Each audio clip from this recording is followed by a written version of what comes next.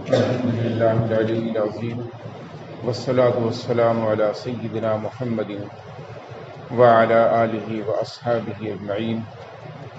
أما بعد، قال الله تبارك وتعالى في القرآن المجيد والفرقان الحميد: أعوذ بالله من الشيطان الرجيم، بسم الله الرحمن الرحيم. محمد رسول الله والذين معه أشداء على الكفار رحماء بينهم تراهم ركعا سجدا يبتغون فضلا من الله ورضوانا سيماهم في وجوههم من أثر السجود إلى آخر الآية. صدق الله مولانا العظيم. قال النبي صلى الله عليه وسلم: الصحابة كالنجوم فبأي اقتديتم اهتديتم، أو كما قال عليه الصلاة والسلام. معزز حاضرین اور عزیزان ملت،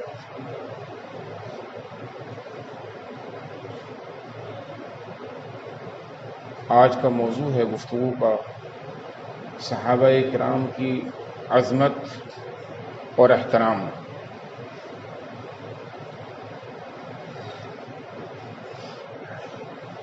ہم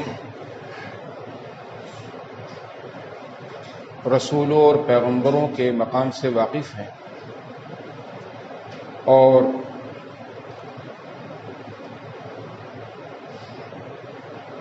اس سلسلے میں کوئی کلام بھی نہیں کرتے، بشرطے کہ وہ ایمان والے ہوں کہ نبیوں کا اور پیغمبروں کا جو مقام اللہ کے یہاں ہے وہ جداگانہ ہے، وہ خاص اللہ کی طرف سے مبعوث ہوتے ہیں اور بندوں کی ہدایت کا سامان لاتے ہیں۔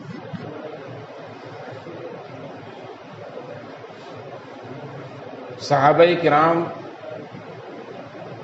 محمد رسول اللہ صلی اللہ علیہ وسلم سے جڑے ہوئے اور ایمان لانے والے اور ملاقات کرنے والے حالت ایمان میں رہے ہیں، ان کو صحابہ کرام کہا جاتا ہے، اور ایک کو صحابی کہا جاتا ہے۔ کئی لوگ ہوں، ایک سے زائد دو یا تین، تو ان کو صحابہ کہتے ہیں، اور ایک ہو تو صحابی کہتے ہیں۔ اس سے پہلے پیغمبروں کے ساتھ جو لوگ ساتھی بنے اور جانثار رہے، ان کے غم میں، خوشی میں، سفر میں، حضر میں ساتھ رہے، ان کو جیسا کہ حضرت عیسیٰ علیہ السلام سے متعلق ان کے ساتھیوں کو حواریین کہا گیا، اور دیگر نام دیے گئے، لیکن آپ کے ساتھیوں کو صحابہ کا نام ملا۔ ساتھ رہنے والے کو صحابی کہتے ہیں، ملاقات کرنے والے کو اصطلاح میں صحابی کہتے ہیں۔ آپ سے جو ایک لمحہ بھی ملاقات کی آپ سے اور اس کے بعد انتقال ہو گیا تو اس نے صحابیت کے درجے کو پا لیا، اور اتنا اونچا مقام ہے صحابی کا کہ غیر صحابی اس مقام کو پوری زندگی عبادت کر کے بھی، زہد و تقوی میں بہت کمال اور کمانڈ حاصل کر کے بھی وہ نہیں پہنچ سکتا، صحابیت کے مقام کو نہیں پہنچ سکتا، کیونکہ بنفس نفیس رسول محترم مکرم صلی اللہ علیہ وسلم وہاں موجود ہے، اور ان سے تعلق کا مطلب ہے کہ انڈائریکٹ وہ سارے غیب کی چیزوں کا مشاہدہ کر رہے ہیں۔ اللہ کی جانب سے جو وحی آ رہی وہ غیب ہے، لیکن اللہ بھیج رہا ہے وہ غیبی نعمت اور وہ غیبی کمال اور کرشمہ صحابہ اپنی آنکھوں سے دیکھ رہے ہیں۔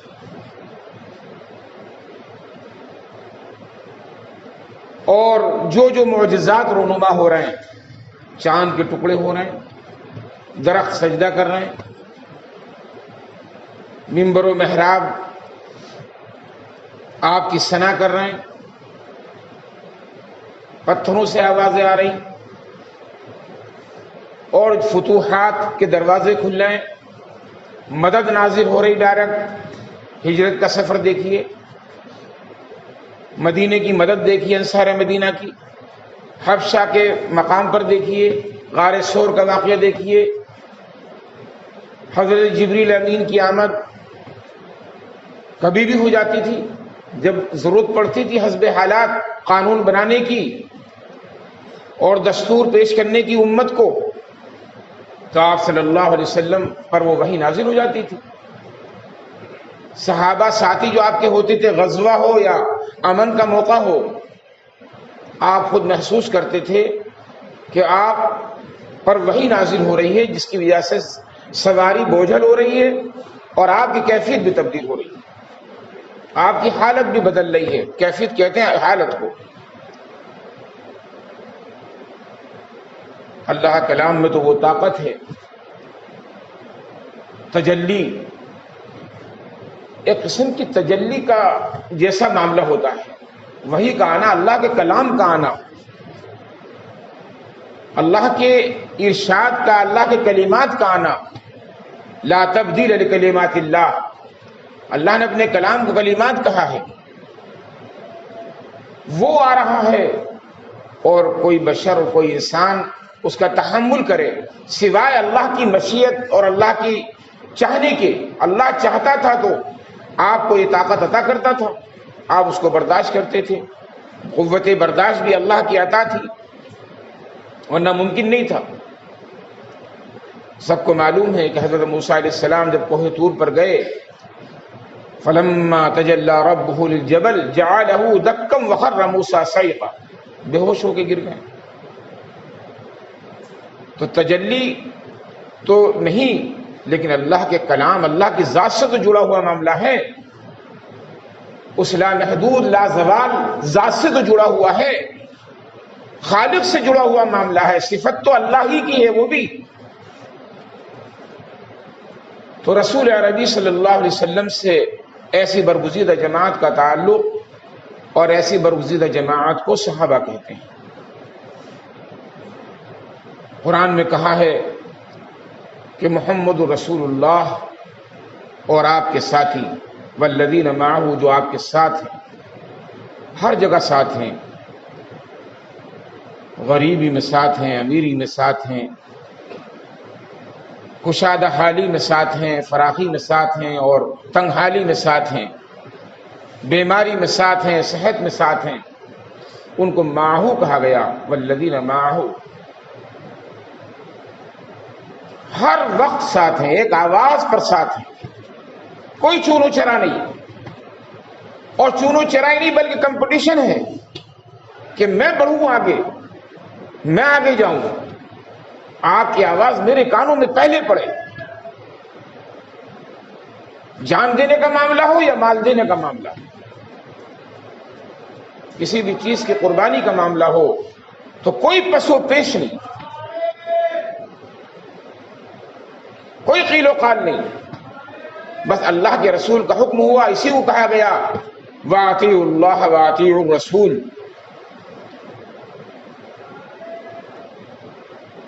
کہ اللہ اور اللہ کے رسول کی اطاعت کرو، وَلَا تَنَازَعُوا، آپس میں اختلاف مت پیدا کرو، یوں کہا ہے، یوں کہا ہے، ایسے نہیں کہا ہے، ایسے نہیں کہا ہے، کیا ہوتا ہے یہ؟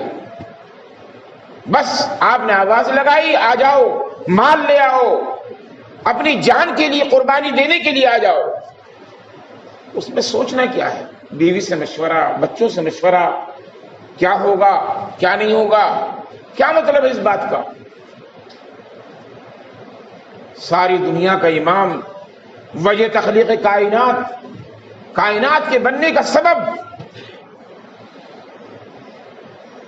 یہاں موجود ہے، وہ آواز لگا رہا ہے، اور اس کا بدلہ، اس کی جزا، اس کا نتیجہ بھی بتا رہا ہے، نہ ماننے کا نتیجہ بھی مل رہا ہے۔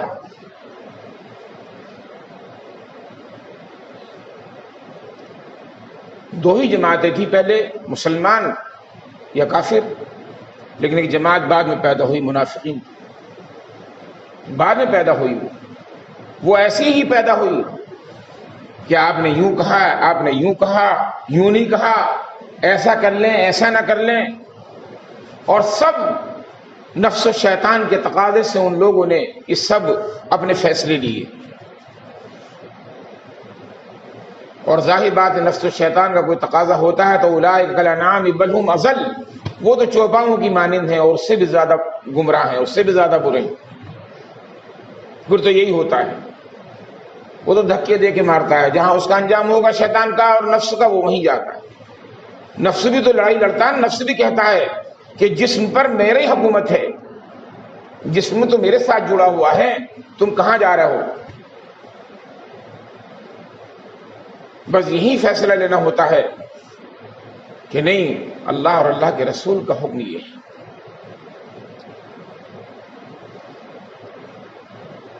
تو صحابہ کرام کو عدول کہا گیا، انصاف پر تھے. کہیں فرمایا گیا ستاروں کی مانند تھے. آپ نے ایک بار بیٹھا کر صحابہ کو کہا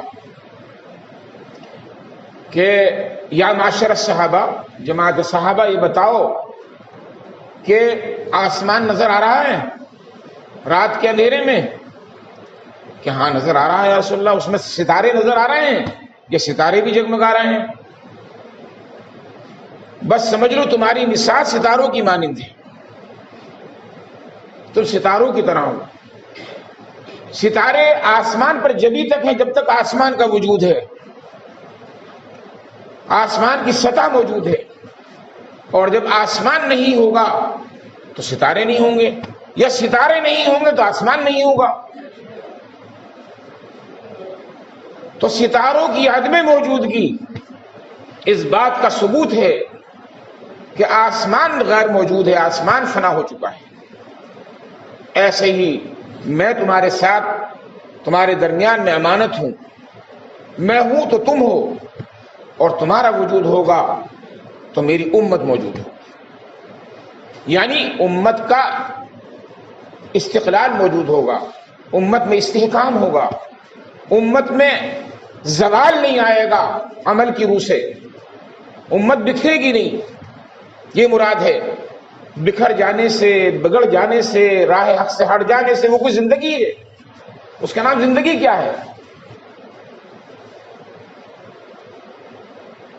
وہ تو موت ہے.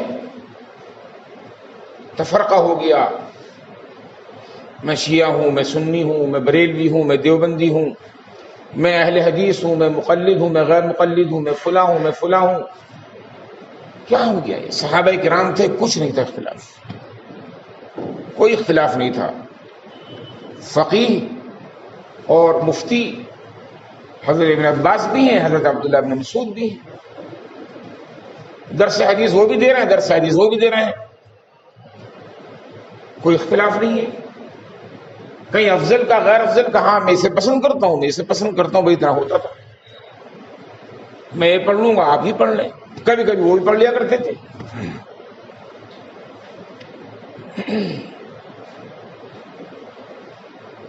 تو صحابہ کرام کے بارے میں فرمایا گیا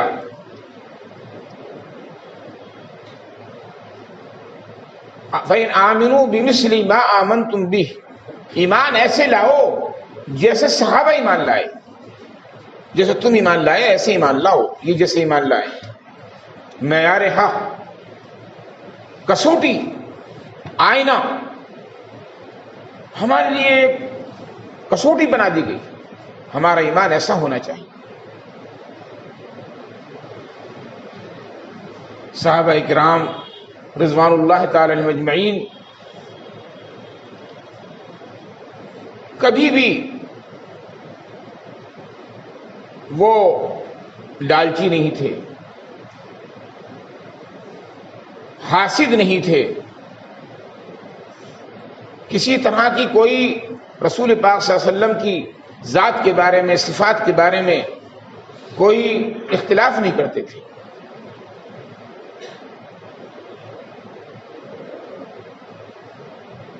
اور ان کے بارے میں فرمایا گیا آگے چل کے، جو میں نے آیت پڑھی، اشداء علی الکفار، کافروں پر سخت ہوتے تھے. اشداء علی الکفار، جو اسلام کے دشمن ہوتے تھے ان کو برداشت نہیں کرتے تھے. لیکن دو لوگ لے لو، دو رحماء بینہم، وہ آپس میں شفیق، رحیم اور محبت کرنے والے ہوتے تھے.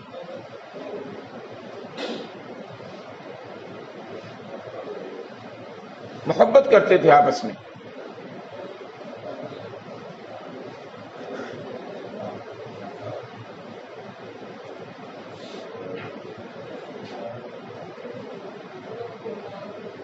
تو صحابہ کرام ہوں یا صحابیات ہوں، میری مراد صحابہ سے صرف صحابہ مرد نہیں ہیں، بلکہ صحابیات بھی ہیں اس میں، جو آپ کی خواتین تھیں، آپ کی بیویاں تھیں، آپ کی اولاد تھی، وہ سب اس میں شامل ہیں.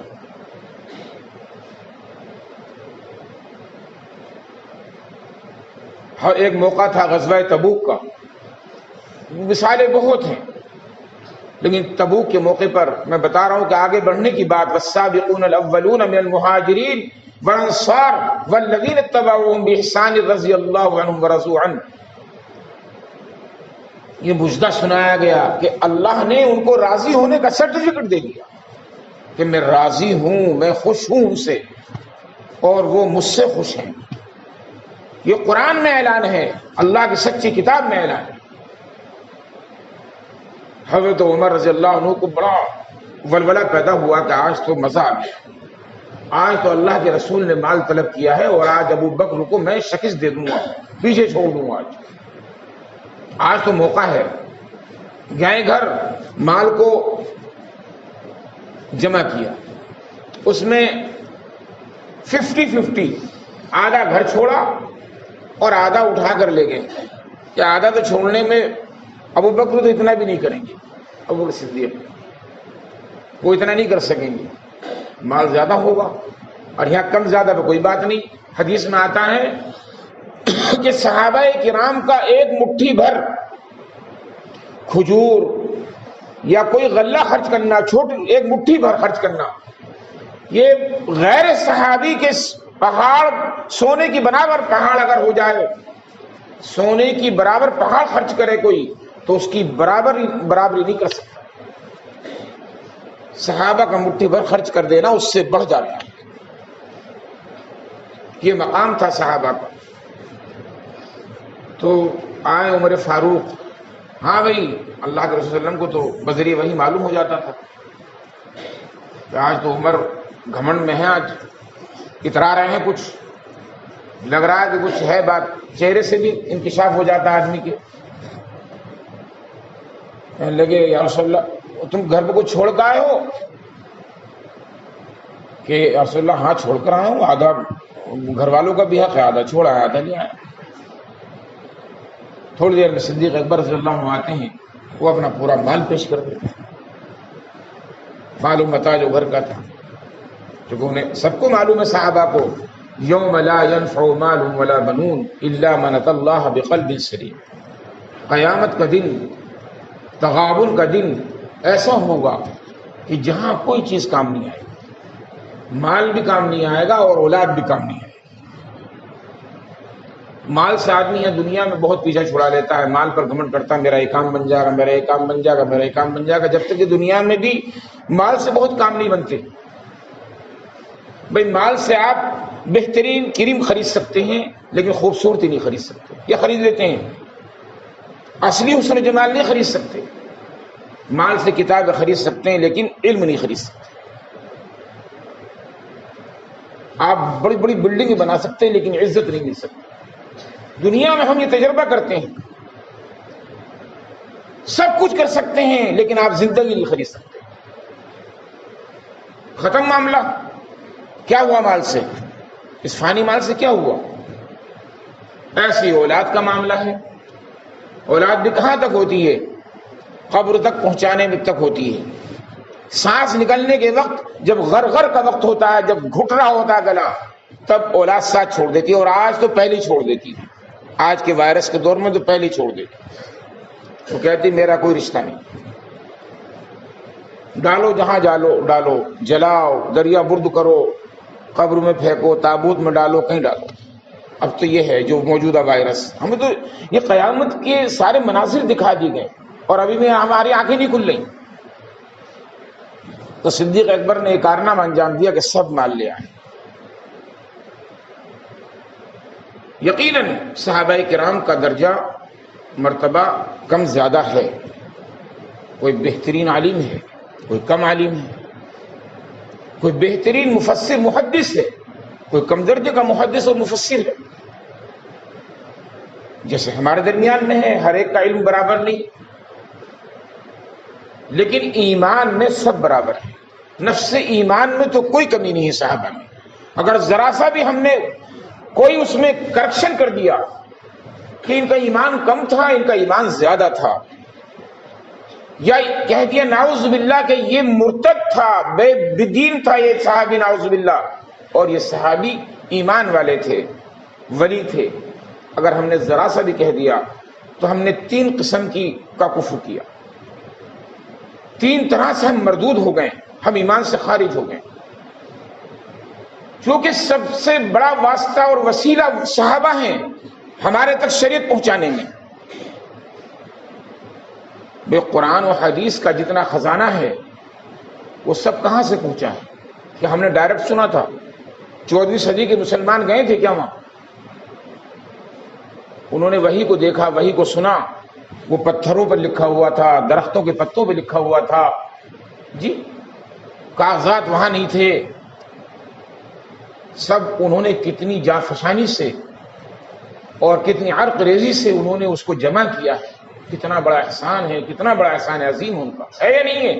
ارے بھائی ہاں نہ تو کرو.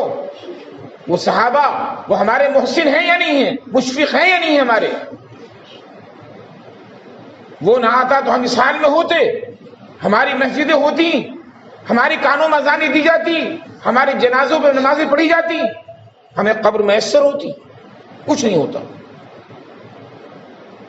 وہ ہمارے اتنے بڑے محسن ہیں، اتنے بڑے کرم فرما ہیں. دوسرا یہ لازم آتا ہے کہ ہم ان قرآن کی آیات کا انکار کرتے ہیں کہ جن آیات مبارکہ سے، آیات مقدسہ سے صحابہ کرام کا مرتبہ واضح ہوتا ہے، جو میں نے ابھی پڑھی اور دوسری آیات میں بھی ہے. بڑا پڑا ہے صحابہ کرام کے واقعات سے قرآن بڑا پڑا ہے. بنی اسرائیل کا ذکر نہیں ہے اس میں. صرف جب بھی اللہ کے رسول پکارتے تھے یہ کبھی نہیں کہا اذهب انت وربك فقاتلا انها هنا قاعدون. یہ کبھی نہیں کہا موسیٰ کو جیسے کہہ دیا تھا بنی اسرائیل نے کہ جاؤ تم لڑو، ہم نہ جا رہے ہیں، تمہارا اندر طاقت ہے، شکتی ہے، جاؤ، ہم نہیں جا رہے ہیں. کبھی نہیں کہا صحابہ نے. تو بھرا پڑا ہے قرآن. ہم ان آیتوں کا انکار کر رہے ہیں یا نہیں کر رہے ہیں؟ ان آیتوں کی تکذیب کر رہے ہیں یا نہیں کر رہے ہیں؟ ان آیتوں کو جھٹلا رہے ہیں، ان آیتوں کی تکذیب کر رہے ہیں. اور تکذیب کرنا قرآن کی کیا ہے؟ کفر ہے یا نہیں ہے؟ کفر سے کم ہے؟ کفر. اللہ کے رسول، اللہ فرما رہا ہے کہ میں نے ان سے محبت ہے. یہ اللہ کے رسول کے لاڈلے ہیں، چہیتے ہیں، پیارے ہیں، محبوب ہیں. یہ ہیں تو تم ہو، اور تم ہو تو پوری دنیا ہے. اللہ کے رسول فرما رہے ہیں. اور ہم ان میں تفریق کریں. مومنوں کی صفات لا نفرق بین احد منہم، ہم تفریق نہیں کرتے، ہم اس میں تقسیم نہیں کرتے، ڈیوائیڈ نہیں کرتے. یہ اتنے ہیں، یہ اتنے پانی میں ہیں، یہ اتنے پانی میں ہیں. کیا مطلب اس بات کا؟ صحابہ صحابہ ہیں، رضی اللہ عنہم ورضوا عنہ، سب کے لیے کہا گیا. صرف مدینے کے صحابہ کے لیے نہیں کہا. بنو قریظہ، بنو نذیر، ان لوگوں کے لیے نہیں کہا جو یہ قبیلہ وہاں گیا. شرکائے بدر کے لیے نہیں کہا، شرکائے احد کے لیے نہیں کہا، صرف جنگ تبوک اور جنگ احد کی شرکاء کے لیے نہیں کہا، مجاہدین کے لیے صرف نہیں کہا، سب کے لیے کہا ہے. وَكُلًّا وَعَدَ اللَّهُ الْحُسْنَى ٹھیک ہے. لا يَسْتَوِي مِنْكُمْ مَنْ أَنْفَقَ مِنْ قَبْلِ الْفَتْحِ وَقَاتَلَ، برابر نہیں ہو سکتے جو فتح مکہ سے پہلے ایمان لائے اور فتح مکہ کے بعد ایمان لائے. قرآن بھی کہہ رہا ہے، بات کہہ رہا ہے. لیکن پھر یہ بھی کہہ رہا ہے کلم وعد اللہ الحسنی، ہم نے جنت کا وعدہ ان سے کر لیا ہے، وہ وعدہ پکا ہے، حسنہ کا وعدہ پکا ہے۔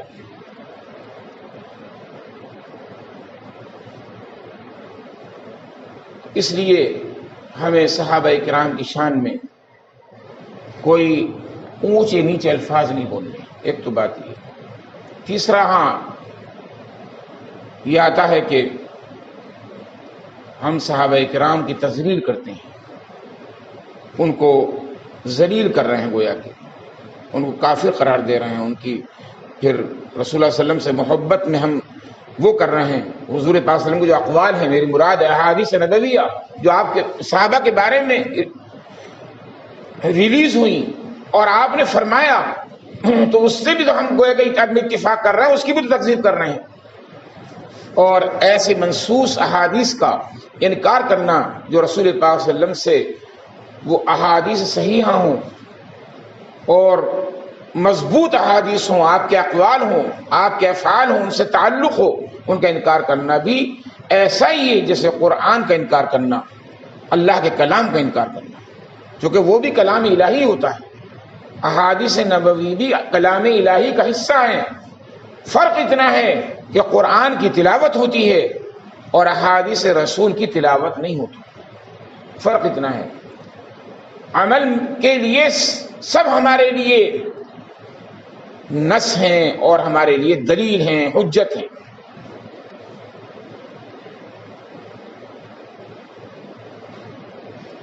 تو اس لیے جو لوگ جیسے آل رسول ہیں، وہ صحابہ بھی ہیں، صحابیات بھی ہیں، اور ساتھ ساتھ آل رسول بھی ہیں،